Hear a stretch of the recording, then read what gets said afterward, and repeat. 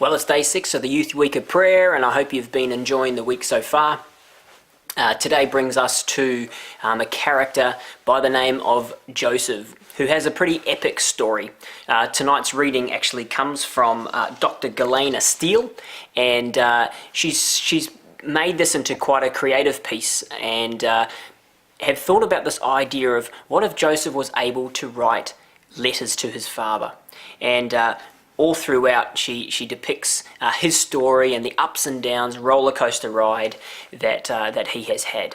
But for tonight's vlog I want to do something a little bit different. Rather than just hear me talk, I thought, how about I go into work today and find a few people to share their opinion on the life of Joseph.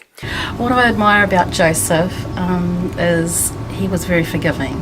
After the way his brothers treated him, he forgave, and God taught him that through the experiences that he went through. I admire him of his faithfulness to God in whatever he does in his relationship to others, and no matter what the end result will be. I think he is one of the most resilient characters in the Bible, and that's what I admire about him most.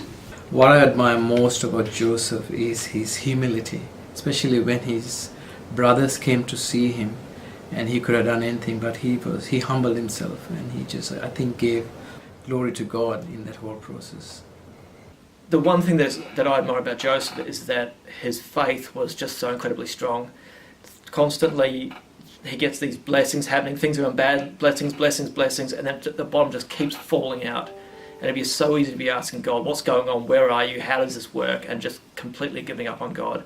But his faith somehow stayed strong through it all, which is just amazing and definitely something to admire and aspire to.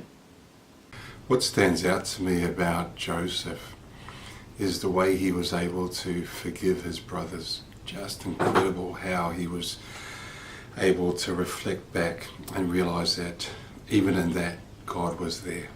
For me as a young person, looking at Joseph's story, I see that he was willing to endure many different things, and no doubt he had plenty of doubts. But in leadership, that is what will come our way. But if we put our trust in God, we know that he has the plan already laid out for us, and that we can have trust in that plan and the future that he has. So once again, thank you for joining us today, and I look forward to seeing you tomorrow for the second to last day of our Youth Week of Prayer. God bless.